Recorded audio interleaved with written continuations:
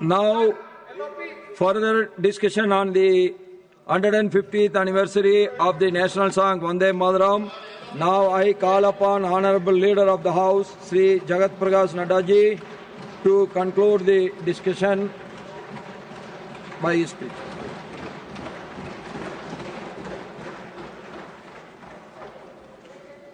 आदरणीय सभापति जी,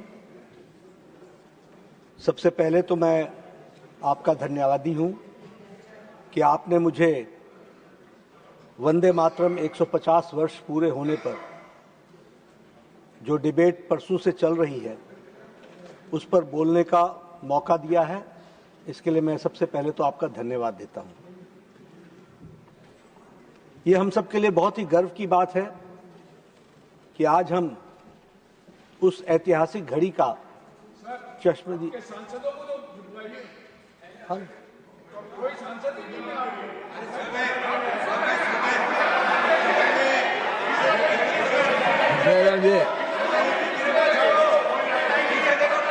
you please take your seat. Please take your seat. Please take your seat. Please take your seat. Please take your seat. Nadda ji, Honorable Nadda ji, please address to me. ये हम सब के लिए ऐतिहासिक पल की घड़ी है जब हम इस ऐतिहासिक घड़ी के साक्षी बन रहे हैं। मुझे खुशी है कि पिछले 2 दिनों में लगभग 80 से ज्यादा हमारे सांसदों ने वंदे मातरम पर अपने वक्तव्य दिए हैं। यह बताता है कि यह विषय कितना समसामयिक है, कितना रेलेवेंट है और कितना हम सब लोगों के लिए दिल से जुड़ा हुआ है। इस बहस, इस चर्चा से एक बात और हम सबको ध्यान में आती है कि हम वंदे मातरम पर चर्चा करते हुए आज की युवा पीढ़ी, जिन्होंने वह आजादी की लड़ाई नहीं देखी, जिन्होंने सिर्फ आजादी के बारे में इतिहास के पन्नों में पढ़ा है, उनको भी वह जानकारी बहुत गहराई से इस चर्चा के माध्यम से मिलने वाली है, जो युवा पीढ़ी को भी आने वाले समय में प्रेरित करेगी। जब हम वंदे मातरम की बात करते हैं तो हम यह मानते हैं कि यह देश की आत्मा को जगाने का मंत्र है। हम ये मानते हैं कि यह राष्ट्र का पुनर्जागरण है और हम यह भी मानते हैं कि यह राष्ट्र के पुनर्निर्माण का एक तरीके से आह्वान है। और इसलिए यह मंत्र हम सब लोगों को प्रेरित भी करता है और हमारे को अपनी संस्कृति से जोड़ने का सुअवसर भी देता है और उसके लिए प्रेरणा भी देता है। हमारी संस्कृति, गौरवमय संस्कृति, उसके प्रति इस गीत से हमें प्रेरणा मिलती है, ऐसा हम देखते हैं। यह गीत इतिहास के बहुत सी घटनाओं का साक्षी है, जो घटनाएं आजादी के समय घटी, और ये वंदे मातरम का मंत्र उन सबको ऊर्जा देता हुआ उस आजादी के आंदोलन में, आजादी की लड़ाई में इसने ऊर्जा का काम किया है, यह भी हम सब लोग जानते हैं। वंदे मातरम एक मंत्र है, एक ऊर्जा है, एक प्रण है, एक संकल्प है। यह मां भारती की साधना है, यह मां भारती की सेवा है और यह मां भारती की आराधना है। वंदे मातरम से जो भाव पैदा होते हैं, वह भाव, जो इमोशंस पैदा होते हैं, it is difficult to comprehend in words. उसे शब्दों में बांधना बहुत कठिन है। यह एक आजादी का जज्बा भी देता है और फ्रीडम स्ट्रगल के बारे में हम सबको प्रेरित भी करता है। इसके अगर हम बैकग्राउंड में जाएंगे तो हमें ध्यान में आता है कि 1875 when the Britishers हमारे ऊपर अपना नेशनल एंथम थोपना चाहते थे और वह हर स्कूल में, हर जगह गॉड सेव द क्वीन इस धुन को वो प्रतिपादित करना चाहते थे, वो यहां पर लाना चाहते थे, उस समय हमारे बंकिम चंद्र चट्टोपाध्याय जी ने, जिन्हें हम बंकिम बाबू के नाम से जानते हैं, उन्होंने देश को वंदे मातरम का गीत दिया और यह वंदे मातरम का गीत एक तरीके से लाइटनिंग इफेक्ट इसने किया, जो सदियों से हमारे ऊपर, हमारी संस्कृति पर, हमारी आजादी पर जो कुठाराघात किया जा रहा था, उसको जागृत करने का काम किया तो इस वंदे मातरम गीत ने किया। यह हमको ध्यान रखना चाहिए। और ये 1882 में ये आनंद मठ में जोड़ दिया गया और जैसा मैंने कहा कि इसका लाइटनिंग इफेक्ट रहा। वंदे मातरम के गीत कोई राजनीतिक भूमि की लड़ाई नहीं थी, वह लड़ाई गुलामी से मुक्ति पाने की लड़ाई थी और उसके साथ साथ वह जो हमारे दिलों में हजार साल से गुलामी का जो दबाव हमारे ऊपर था, उससे निकल करके मुक्ति पाने की आशा का किरण थी। यह इस गीत से हमको संबोधित होता है, प्रतिपादित होता है। और बंकिम चंद्र जी ने ये गीत तब लिखा जब अंग्रेजों ने यह रिवायत बना ली थी कि भारत की संस्कृति को हर तरीके से तोड़ा जाए, उस पर घात किया जाए और संस्कृति को डिमीन किया जाए, उसको नीचा दिखाया जाए, ताकि भारतीयों के मन में स्व की भावना को कुंठित करने में वह सहयोगी बने। और ऐसे समय में बंकिम चंद्र जी ने कहा, यह भारत देश, यह ज्ञान और समृद्धि की देवी है, भारत माता ये ज्ञान और समृद्धि की देवी है। उन्होंने मां लक्ष्मी से, मां दुर्गा से, मां सरस्वती से, यानी शक्ति, धन धान्य और विद्या इसकी दायनी है। यह इस देश के भाव को उन्होंने जागृत किया और इसके साथ साथ यह कहा कि भारत के दुश्मनों के लिए मां भारती अपनी चंडी की तरह खड़ी है और शस्त्र के साथ खड़ी है। यह भी बात हम सबको ध्यान रखना है। यह मंत्र इतना कारगर सिद्ध हुआ कि ब्रिटिशर्स ने इस गीत को बैन कर दिया और यहां तक हो गया कि वंदे मातरम गाया जाएगा या वंदे मातरम का स्लोगन लगाया जाएगा तो उसके जेल के सीखचों के पीछे भेज दिया जाएगा। और इसको एक नहीं, इसके अनेकों उदाहरण हम सबको देखने को मिलते हैं।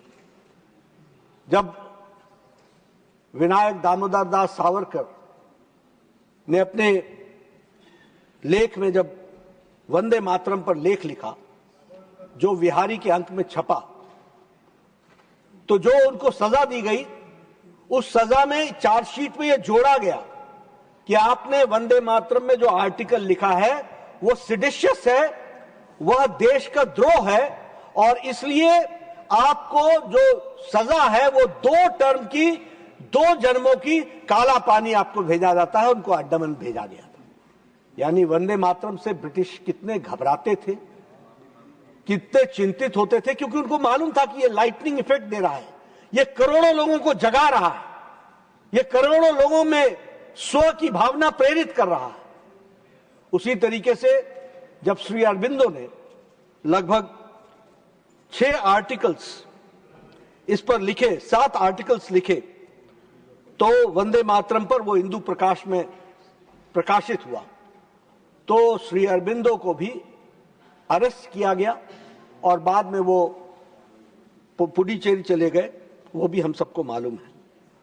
वंदे मातरम का सिर्फ उत्तर भारत में, मध्य भारत में ही प्रभाव था या पूर्वी भारत में प्रभाव था, ऐसा नहीं। इसकी आवाज और इसकी गूंज साउथ में तमिलनाडु तक भी पहुंची, यह भी हम सबको ध्यान में रखना चाहिए। वहां भी जब तमिलनाडु में कोरल मिल्स में, टुटीकोरिन में जब आंदोलन हुआ तो उसका भी स्वर वंदे मातरम से था। यह भी हमको ध्यान में रखना चाहिए। उसी तरीके से तिरुनेलवेली तमिलनाडु, वहां भी जब जनता के साथ आघात हुआ तो उसके आंदोलन में उस समय वंदे मातरम का गीत गाया गया। और हम सब जानते हैं कि खुदीराम बोस जब फांसी के फंदे पर चढ़े तो अंतिम शब्द उनका था वंदे मातरम।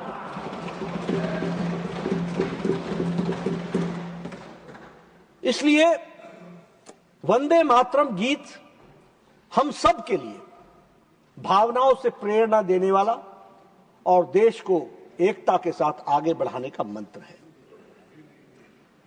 जब हम वंदे मातरम पर चर्चा कर रहे हैं तो मैं यहां यह भी स्पष्ट करना चाहूंगा कि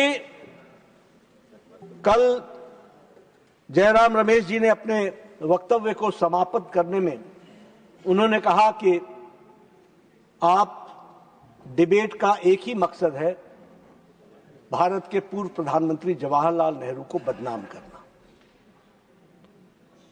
उन्होंने तुष्टीकरण की बात भी कही। मैं कहना चाहता हूं कि हमारा उद्देश्य भारत के पूर्व प्रधानमंत्री को बदनाम करने का नहीं है, लेकिन हमारा उद्देश्य भारत को, इतिहास को रिकॉर्ड पर स्ट्रेट रखने का जरूर है। इस बात को हमको ध्यान में रखना। और मैं जयराम जी से यह भी कहना चाहूंगा, उनके माध्यम से सबको कहना चाहूंगा कि जब कोई घटना घटती है तो जिम्मेवार तो सरदार ही होता है। कांग्रेस पार्टी और कांग्रेस पार्टी के चलते चलने वाली सरकार के सरदार जवाहरलाल नेहरू ही थे और ये जिम्मेवारी लेनी भी चाहिए। जब आपको खुशी हो तो आप उसका श्रेय लें, जब आप मुसीबत में आए तो आप श्रेय बदल डालें और आप कहें कि इसके लिए तो ये भी जिम्मेवार थे, ये भी जिम्मेवार थे, ये भी जिम्मेवार थे। ये जो आपको सूट करता है तो नेहरूवियन एज हो जाता है। सर, तब कांग्रेस की सरकार नहीं थी। तो नेहरूवियन एज, मैं कांग्रेस की सरकार के समय की बात करूंगा। आप आगे आ रहा हूं। जयराम जी, अभी धीरे धीरे रुकिए, मैं आ रहा हूं। अभी आप हम आजादी के आंदोलन में ही हैं, तो अभी तो मैं ये कहना चाहता हूं कि उसके प्रधान तो जवाहरलाल नेहरू ही थे। आपको जब सूट करता है तो आप नेहरूवियन एज की चर्चा करते हैं, जब आपको सूट नहीं करता है तो आप सुभाष चंद्र बोस को ले आते हैं, तब आप गुरु रविंद्रनाथ टैगोर को ले आते हैं, गुरुवर रविंद्रनाथ टैगोर को ले आते हैं। यह ठीक नहीं है। अगर श्रेय लेना है तो तकलीफ में अगर देश आया तो उसकी जिम्मेवारी भी लेनी होगी। इसको भी हमको ध्यान में रखना। That responsibility you have to take.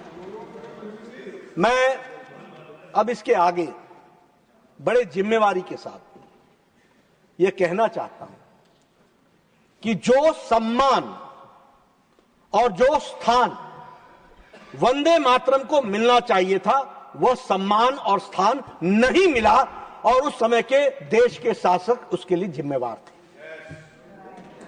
यह मैं बहुत जिम्मेवारी के साथ कह रहा हूं, विथ फुल रिस्पॉन्सिबिलिटी। और जब मैं ये कह रहा हूं तो मैं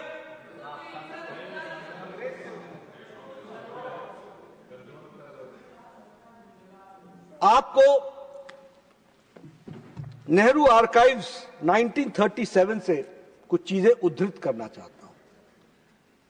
इन 1937 Jawaharlal Nehru expressed reservations about Vande Mataram, dismissing its interpretation as homage to Mother Goddess as, quote, absurd. In September 1937, a letter to Urdu writer Ali Sardar Jafri. He criticized the song's language, calling, quote, too many difficult words which people do not understand, unquote, and argued that its ideas were, quote, out of keeping with modern notions of nationalism and progress, unquote. हमारा यही तो आरोप है कि वंदे मातरम की जो भारत की संस्कृति और भारत का इतिहास से जुड़ा हुआ जो हमारी मान्यता थी, उसको उस समय के प्रधानमंत्री सिरे से खारिज कर रहे थे। ये इसका इतिहास बनता है।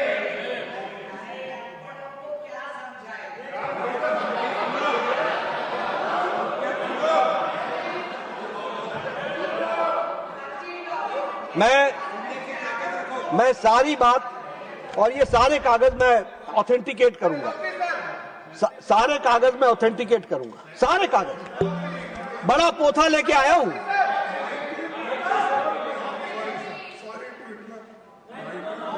कोई नहीं, मुझे कोई दिक्कत नहीं। बड़े नेहरू जी प्रधानमंत्री थे 1937 में। एक बैठ जाइए बता रहा हूँ, मैं समझ गया साहब। ये गोलवलकर गुरु जी का मंत्र यहाँ मत पढ़ो, खड़गे जी टैगोर का पढ़ो। खड़गे जी मैं सब चीजों का जवाब दूंगा। 1937 में एक मिनट 1937 में जवाहरलाल नेहरू जी प्रधानमंत्री नहीं थे, लेकिन वो इंडियन नेशनल कांग्रेस के प्रेसिडेंट थे। 1936-37 में Jawaharlal Nehru was the president of Indian national Congress. अभी रुक जाओ भैया, पर सारे दूसरा, in 1937 it was under the presidency of Jawaharlal Nehru that under pressure from the communal elements they altered the sacred song, discarding stanzas that invoked Bharat Mata as the Ma Durga wielding weapons of freedom. अब इसी को support करने के लिए मैं Calcutta में Congress working committee October 26 to November 1, 1937 resolution for the AICC उसको उद्धृत करना चाहता हूं। उसमें यह बहुत बड़ा रेजोल्यूशन है, लेकिन मैं उसमें से शब्द पढ़ रहा हूं। Gradually, the use of the first two stanzas of the song spread to other provinces, and certain national significance began to attach to them.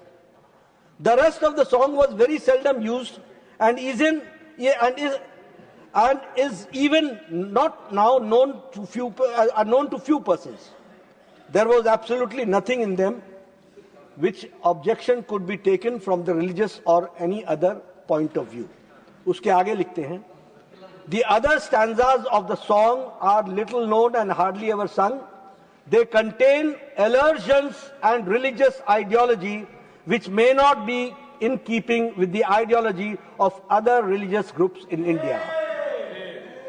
The committee recognized the validity of the objection raised by Muslim friends to certain parts of the song.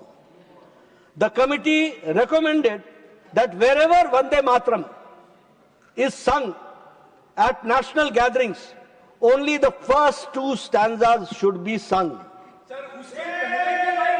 सब पढ़ रहा आप बैठ। Jairamji, please. You got yesterday. You have gone through. मैंने पढ़ा है and you have given all your speech. पूरा पढ़ा है। Please let him express himself. पूरा पढ़ा है मैंने।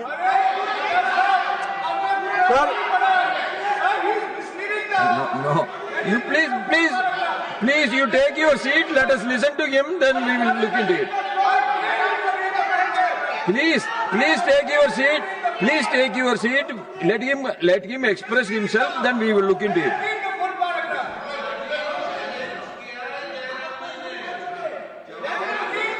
Nada ji, you continue. Sir how You please continue. आप बैठ जाएं। मैं ये सारे का सारा रेजोल्यूशन वंदे मातरम को 2 स्टैंजा में क्यों सीमित करना है उसी पर सारा लिखा हुआ है।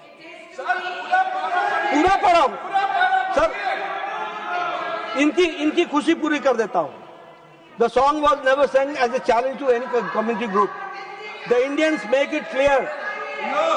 अब मैं पढ़ रहा हूं तो पढ़ने भी नहीं देती मैडम। मेरे सीधेपन का इतना नाजायज फायदा मत उठाइए। You please Let read. the debate continue as it is continuing. Nada ji, please read.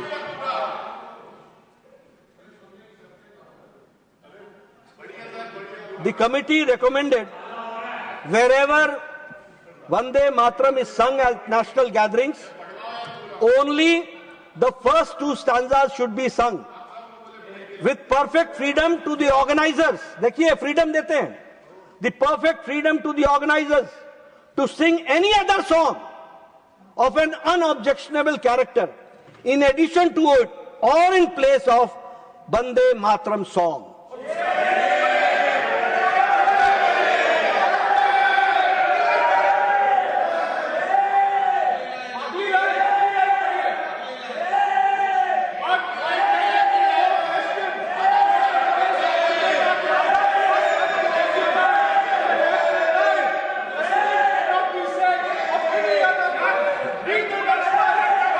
So when he started reading the whole thing, members are not allowing him. Let him read the whole thing then. Let him read the whole thing then. He is ready to read. Why you are worried? Please. Please, बैठिए. All members, please बैठिए. Let Nadaji continue his speech, please. All बैठिए. Sir, तो मैंने आपके सामने, और मैं इसको ऑथेंटिकेट कर दूंगा, जयराम रमेश जी को जो बोलना होगा वो बता देंगे।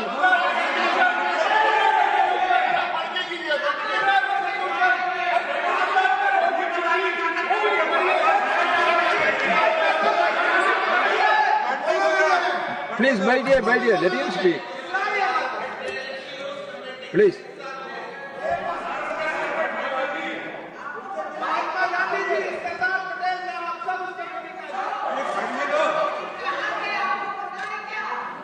सभापति जी, मैं अब आपके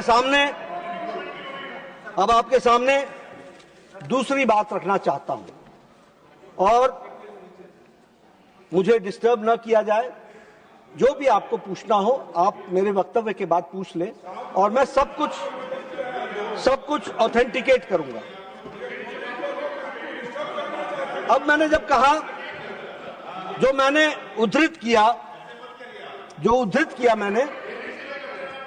उद्धृत किया वह बताता है कि वंदे मातरम को उचित सम्मान और उचित स्थान न देने का यह सबसे बड़ा प्रमाण है। इसको हमको ध्यान में रखना। मैं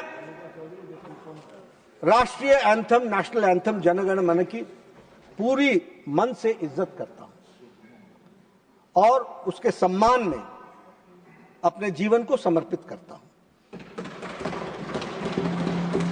लेकिन मैं जानना चाहता हूं कि कॉन्स्टिट्यूएंट असेंबली में कितनी देर नेशनल एंथम पर चर्चा हुई, कितने समय नेशनल एंथम पर चर्चा हुई। नेशनल फ्लैग पर तो आपने कमेटी बैठाई, कमेटी में चर्चा हुई, कमेटी की रिपोर्ट आई, उस पर चर्चा हुई। लेकिन जब नेशनल एंथम की बारी आई तो आपने क्या किया? अब मैं फिर आपको उद्धृत करना चाहता हूं।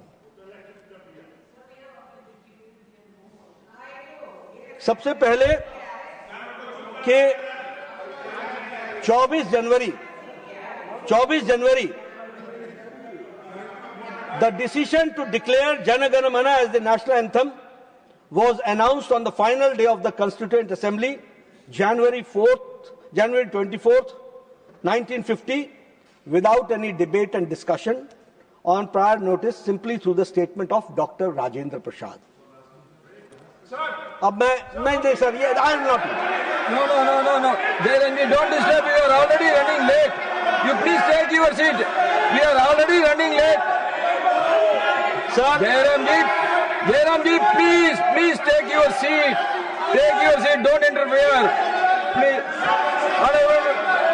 Honorable ji, please continue. इसके बाद लगभग 2 महीने जी, you please continue. सर, इसके बाद Nothing will go on record except leader of the house speech. इसके बाद लगभग 2 महीने के बाद 24 जनवरी 1950 के दिन 11 बजे संविधान सभा की अंतिम बैठक हुई। संविधान की 3 प्रतियों पर हस्ताक्षर करने के लिए बैठक हुई, तो बिना किसी बहस, बिना किसी चर्चा, बिना किसी नोटिस के एक वक्तव्य पढ़ दिया गया, जिसमें भारत राष्ट्रगान का निर्णय सुना दिया गया। जन गण मन भारत का राष्ट्रगान घोषित कर दिया गया। साथ ही यह कह दिया गया वंदे मातरम का सम्मान, Nothing should go on record except the leader of the Vande house Mataram speech. का सम्मान भी जन गण मन के सम्मान ही किया जाएगा। यह निर्णय किस तरह से संवैधानिक प्रक्रिया के अनुरूप या लोकतांत्रिक निर्णय कहा जा सकता है, यह संविधान निवेताओं को निर्णय करने के लिए छोड़ा जाना चाहिए। मैं अब बहुत ही ज्वलंत, हाईली इन्फ्लेमेबल वक्तव्य उस समय का पढ़ रहा हूं। संविधान सभा में भारत के नेशनल एंथम के लिए जो हुआ और उसमें वंदे मातरम के प्रति जो उदासीनता और उपेक्षा का भाव रहा, उसके लिए पूरी तरह श्री जवाहरलाल नेहरू जी जिम्मेवार थे। और उन्होंने यह साफ जिम्मेदारी जाहिर भी की। एक लिखित जवाब में जो भारत के संविधान सभा को दिया गया था, एक सदस्य ने भारत के गृह मंत्री सरदार पटेल से यह जानना चाहा था कि भारत के नेशनल एंथम को लेकर क्या किया जा रहा है। सरदार पटेल को लिखी गई चिट्ठी का जवाब नेहरू जी ने 25 अगस्त 1948 को दिया, जिसमें उन्होंने लिखा कि इस चिट्ठी का जवाब वो स्वयं इसलिए दे रहे हैं क्योंकि इस विषय पर सभी निर्णय वही ले रहे हैं।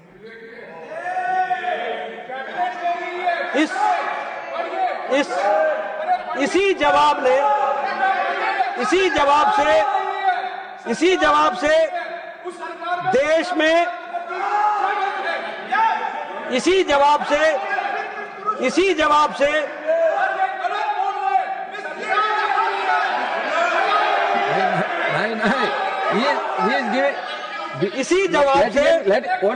let him complete his speech. We will go through that. Why you are disturbing him so much?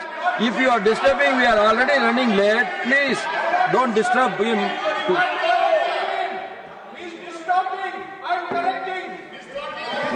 इसी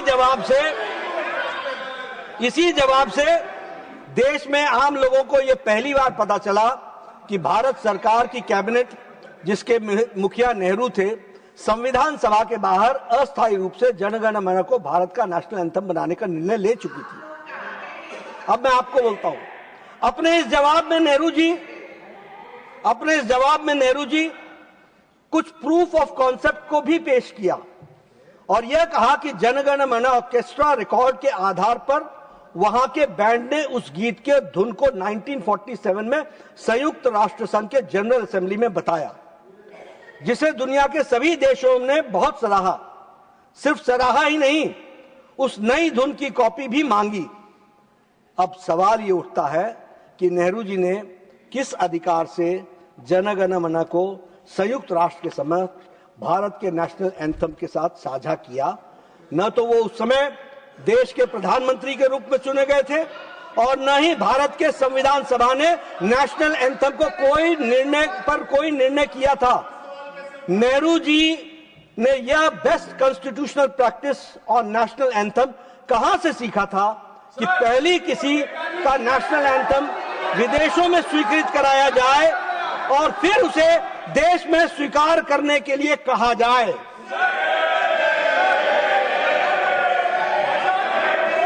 प्लीज बैठिए। I have Ramesh ji, full respect. Jairam Ramesh ji, please बैठिए, let him complete his speech. I have full respect for national anthem. Agarwal ji, बैठिए. I am talking about the procedure which was followed at that point of time, and the country should know, and the people, 1.4 billion people, should know how the country was functioning and what was happening.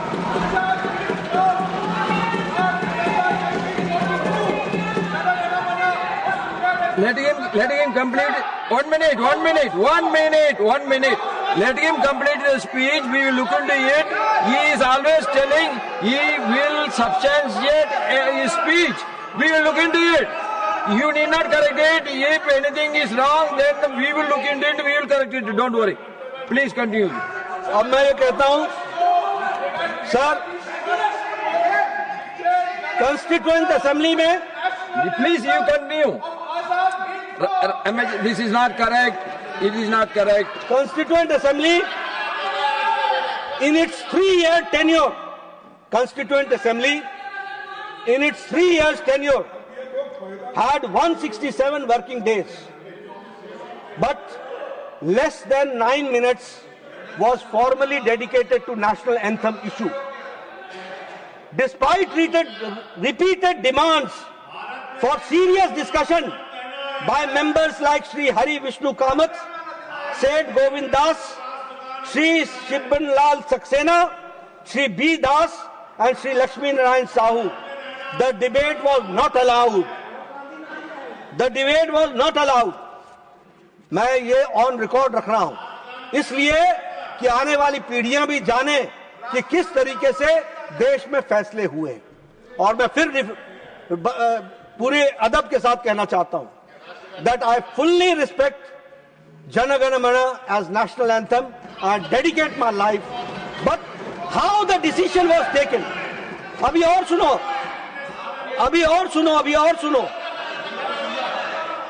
Shibban Lal Saxena formally proposed an amendment on November 15, 1948, Vande Mataram, the national anthem, and include it in the second schedule of the Constitution.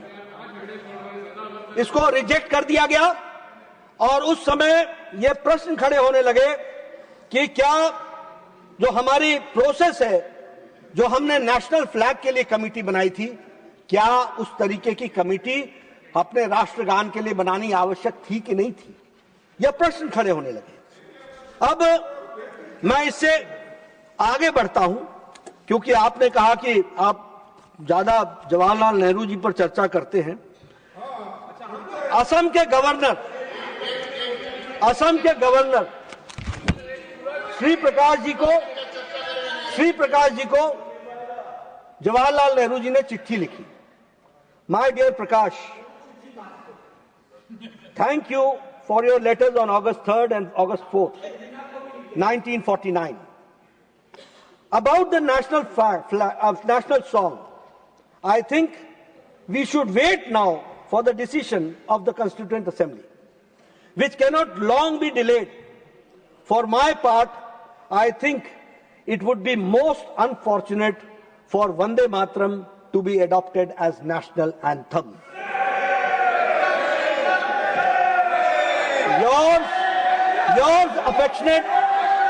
Yours most affectionate, Jawaharlal.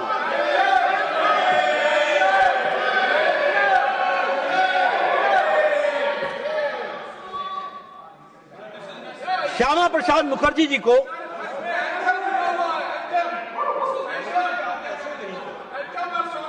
Shyama Prasad Mukherjee 21 जून 1948 को लिखी चिट्ठी में फिर से नेहरू जी ने यह साफ कर दिया कि वंदे मातरम को नेशनल एंथम के योग्य नहीं मानते। उनके शब्द थे, हाँ मैं please personally quote personally I do not think Vande Mataram is at all feasible as a national anthem. ठीक है ना? He is only quoting now. Wait it. Jairam ji, please wait it. National anthem, chiefly because of its tune, which does not suit to the orchestral and band rendering.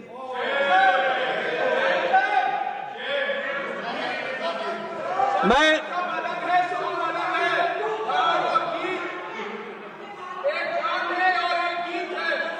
Nehru ji ने अपने विचार वो क्या कहा? It was, quote, it was thought by some people that Vande Mataram tune, with all its attraction and historical background, was not easily suitable for orchestras in foreign countries, and there was not enough movement in it. There was not enough movement in it. मैं अब एक और बात कहना चाहता हूं। वंदे मातरम के बारे में जब चर्चा होती है तो मैं एक बात और आपके सामने रखना चाहता हूं।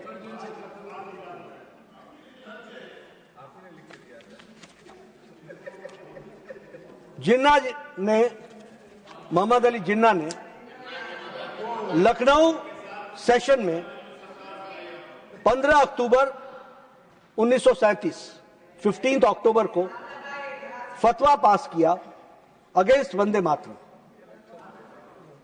जवाहरलाल नेहरू को instead of contesting it, Nehru ji initiated an investigation into Vande Mataram और 5 दिन के अंदर, देखिए मैं जो तुष्टीकरण की बात बोलता हूं ना, इसकी शुरुआत और इसकी नींव उसी समय रख दी गई थी, उसी समय रख दी गई थी।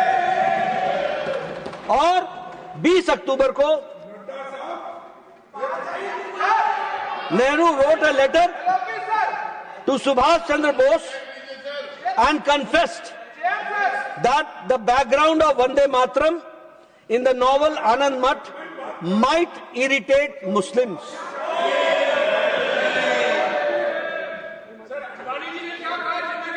CWC मीटिंग में कांग्रेस ने बंगाल की मीटिंग में वंदे मातरम पर समीक्षा की और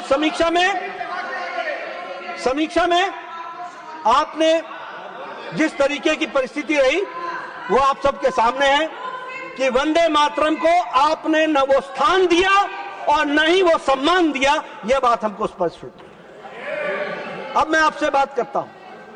आप देखिए 1971 में prevention of insults of national honour act 1971, आपने प्रिवेंशन ऑफ इंसल्ट्स और टू नेशनल ऑनर एक्ट 1971 पारित किया। इस एक्ट के तहत penalty for disrespecting the Indian flag and national anthem of the constitution. लेकिन यहां पर फिर से आपने राष्ट्रीय गीत वंदे मातरम को इंक्लूड नहीं किया।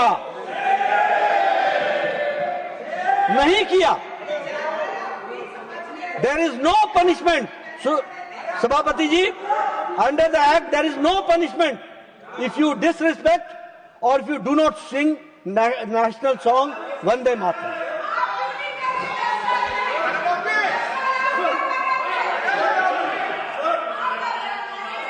हम इनसे बात कर रहे हैं, आप आराम करो। अब we are already running late. As a senior member, you should understand. When you are speaking, they were shouting, I control to them. And like that, he has every right to answer in his way, na? Only 1 minute. Only 1 minute. Yes. क्या ये बहस नेहरू जी के ऊपर हो रही है, क्या वंदे मातरम पे हो रही है? मैं जानना चाहता हूं। वंदे मातरम की जो यहाँ पर चर्चा हो रही है, I will tell you, सब we are discussing about Vande Mataram only, but how that has been connected, he is trying to say, because यहाँ पर बता रहे हैं whatever you have said, जितना भी Rajasthan whatever you have said in your debate, इसमें क्या फर्क है वो they बोल are रहे trying to हैं, वो भी answer. नहीं Please सुन रहे take आप। your seat. Please take your seat. साहब ये नहीं, अग्रवाल जी, नहीं. Let the leader speak. बार बार रोकने की कोशिश करेंगे हम कहाँ कभी आप, अरे नेहरू जी का नाम लेके बार बार बोल रहे हैं, और जिसमें आपके नेता खुद इसको स्वीकार किए हैं, वो सरकार में थे, वो सब छोड़कर आज आपने ये बात कर रहे हैं कि जो चीजों में आपका इन्वॉल्वमेंट था, आपके अध्यक्ष उसमें थे, उसी बात को आप यहाँ पर नकार रहे हो। और मैं और एक बात बोलना, आप ठीक बोल रहे थे अपने आप। Now I think you can take your seat. Let him continue. No Please. आप Please, एक मिनट, अरे आप ठीक Please. बोल रहे हैं। जब गार्गे जी, उधर जरा जोश से कुछ बोलते हैं मोदी के लोग, तब आपको जरा गुस्सा आता है। अपने आप को जब बोलते हैं उतना गुस्सा नहीं आता, जरा उधर जब देखते हैं उसके लिए होता। और No, sir I told you already. No. This is not correct. What you saying is not correct. He is quoting only from the letters of Nehruji. What I have to do with it? Please continue. Sir चर्चा वंदे मातरम पर ही कर रहा हूं शुरू से। अब इनको जवाहरलाल नेहरू की बात चुभ रही है तो मैं क्या करूं? हम तो चर्चा इसी अब ऑब्जेक्शन क्या है? देखिए मैं आपको बताता हूं, अंत में आऊंगा तो मैं उस विषय को और गहराई से लूंगा, लेकिन मैं सिर्फ आपको बताना चाहता हूं कि समस्या क्या है। समस्या ये है कि राइट फ्रॉम वेरी बिगनिंग आपने भारत के संस्कृति, भारत के एथोस, भारत का थॉट प्रोसेस, उसके साथ हमेशा कॉम्प्रोमाइज किया है। मां भारती ये मेरा शब्द नहीं है, भारत माता ये मेरे शब्द नहीं है, ये जनसंघ के शब्द नहीं है, ये आरएसएस के शब्द नहीं है, ये बीजेपी के शब्द नहीं है, ये हजारों साल की इतिहास से निकला हुआ, संस्कृति से जुड़ा हुआ शब्द। आपने कॉम्प्रोमाइज किया। ये मां भारती, दुर्गा, लक्ष्मी, सरस्वती, ये भारत के जन जन में बसा हुआ, मन में बसा हुआ मंत्र है, और शक्ति, विद्या, धन, इसको जोड़ने का विषय जन जन के लिए है, लेकिन आपने इस पर कॉम्प्रोमाइज किया। अब मैं आपको बताना चाहता हूं, और वो ये बताना चाहता हूं कि इसकी ध्वनि हमको तब दिखी है जब कांग्रेस पार्टी कहीं शासन में आई है। कमलनाथ जी ने अपने चीफ मिनिस्टर काल में उन्होंने जो पहला वर्किंग डे होता था मंथ का, वहां वंदे मातरम गीत होता था, उसको उन्होंने बैन कर दिया सर्कुलर के। ये रिकॉर्ड है भाई, रिकॉर्ड। कल बड़े नासिर भट्ट साहब हमारे बड़े आदरणीय हैं। Sir I am authenticating sir. ये सर दिग्विजय जी घबराइए मत, पूरा पोथा ऑथेंटिकेट कर रहा हूं मैं, पूरा पोथा सारा दे के आया हूं, ऐसी थोड़ी ना चर्चा करता हूं। अब कल नासिर साहब कह रहे थे कि हमारे कहीं भी हम वंदे मातरम के बारे में हम लोगों ने कभी कुछ नहीं कहा। Siddaramaiah asks Karnataka Congress workers not to sing Vande Mataram Constitution on Constitution Day.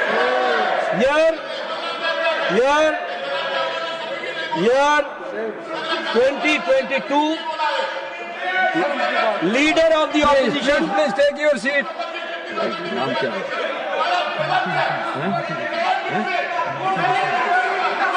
Please take your seat. Please take it. Don't disturb him. Leader, you have to conclude the discussion. Please take your seat. Another important debate has to be taken place. Please take your seat.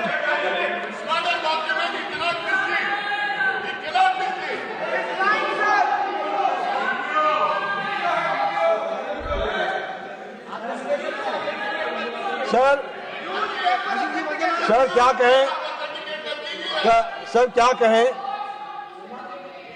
इनको चर्चा को बाधित करना ये आदत सी बन गई है।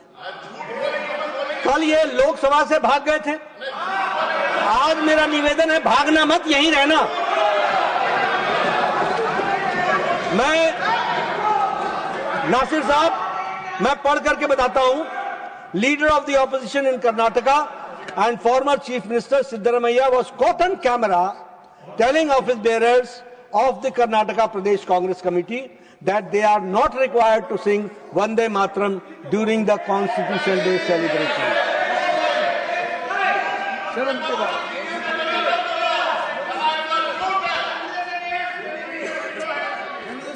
Please don't make noise. Only 1 minute.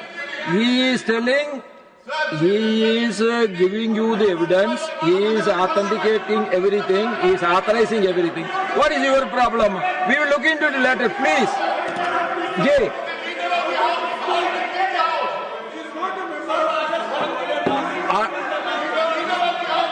Honorable Nadaji, continue. Please. अब ये जो लक्षण है जिसका मैंने उदाहरण के साथ उद्धृत किया, लक्षण, सिम्टम्स, ये सिम्टम्स आज का नहीं 100 साल पुराना है। और इसीलिए प्रधानमंत्री जी ने ठीक कहा, मुस्लिम लीगी माओवादी कांग्रेस, ये थॉट प्रोसेस है और ये 100 साल पुराना है। आपने हर चीजों को कबूल किया है और आपने कॉम्प्रोमाइजेस किए हैं। और जब हम कॉम्प्रोमाइज की बात बोलते हैं तो जो 1913 से मुस्लिम वक्फ बोर्ड का जो एक्ट था वो अधर में लटका हुआ था, उसको आपने सबसे पहले उसमें हामी भरी और आपने उसको पास किया। और वह उसमें ब्रिटिशर्स ने they granted special property rights to Muslims and privilege denied to Hindus, और कांग्रेस ने एक्सेप्ट किया। उसी तरीके से 1936 में बॉम्बे प्रेसिडेंसी का विभाजन कर दिया और बॉम्बे प्रेसिडेंसी का पार्टीशन कर दिया गया। उस समय सिंध की डिमांड मुस्लिम लीग ने की थी और हमारे सिंधी भाई, मराठी भाई, मारवाड़ी भाई, गुजराती भाई, पारसी भाई, गोवन क्रिश्चियन कम्युनिटी सब चाहते थे कि प्रेसिडेंसी डिवाइड न हो। उसके बावजूद भी आपने एक्सेप्ट किया और आप विभाजन के पार्ट बने।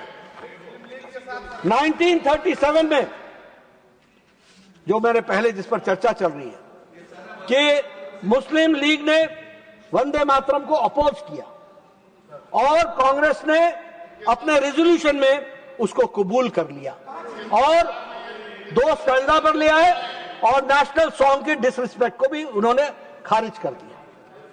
1947 जून में जिन्ना का आइडिया 2 देश, उस दिन आपने 2 अंतरे वंदे भारत को खंडित किया था, वंदे मातरम को खंडित किया था और 1947 में आपने भारत को खंडित आजादी दिलाई, खंडित कर दिया। और आजादी में भी जो आजादी हमें मिली, जिस एनेक्सेशन, इंस्ट्रूमेंट ऑफ एनेक्सेशन पर महाराजा हरि सिंह ने हस्ताक्षर किया था, उसमें भी आपने पाक ऑक्युपाइड कश्मीर, पाकिस्तान की गुरिल्ला फोर्सेस जिन्होंने वहां अटैक किया था, उनको आपने सरेंडर करते हुए आपने खंडित कश्मीर भी, और उसके साथ साथ आपने संविधान में भी धारा 370 को डाल करके कॉम्प्रोमाइज कर डाला। ये आपकी आजादी। मैं ये सारे रिकॉर्ड इसलिए आपके सामने रख रहा हूं, और अंत में सिर्फ मैं बोलना चाहता हूं, what is the difference? What is the difference? हमारी लड़ाई किस बात की? कोई जमीन की लड़ाई तो है नहीं, किसी और चीज की लड़ाई है नहीं, विचारों की लड़ाई है। और जब मैं विचारों की लड़ाई कहता हूं, और जब मैं कहता हूं कि वंदे मातरम को सम्मान और स्थान नहीं मिला, और मैं जन गण मन को पूरी इज्जत, और मैंने कहा सारी जिंदगी उसके लिए मर खपने के लिए तैयार हूं, तो लेकिन मैं एक बात जरूर कहना चाहता हूं, और वो मैं ये कहना चाहता हूं कि देश कॉम्प्रोमाइजेस से नहीं चलता है। ये हमारी आइडियोलॉजी। देश सच्चाई और इतिहास की बातों को ध्यान में रख करके चलता है। और मैं ये भी कहना चाहता हूं कि देश अगर चलता है तो वो अनकंडीशनल नेशनल सेंटिमेंट्स को ध्यान में रख करके चलता है। और इसलिए वंदे मातरम का गीत ये हमारे नेशनलिज्म के साथ जुड़ा हुआ है, और नेशनलिज्म के साथ आगे बढ़ना चाहिए। और मैं ये भी कहना चाहता हूं कि वंदे मातरम को वही स्थान देना चाहिए जो हम नेशनल फ्लैग और नेशनल एंथम को देते हैं संविधान में, उसको हमको जोड़ना चाहिए। आज 150 साल होने पर सार्थक चर्चा तभी होगी जब हम ये रिजॉल्व करेंगे कि जो स्थान नेशनल एंथम का है, जो स्थान नेशनल फ्लैग का है, वही स्थान वंदे मातरम का होना चाहिए। इन्हीं शब्दों के साथ बहुत बहुत धन्यवाद।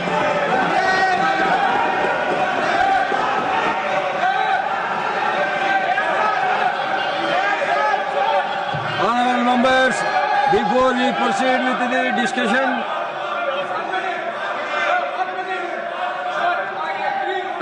I agree with one the minute leader of the House. one minute only for that the Jairam ji. national song must have the same status as the national anthem. Ek minute. This is what Dr. Rajendra Prasad had said on the 24th of January 1950.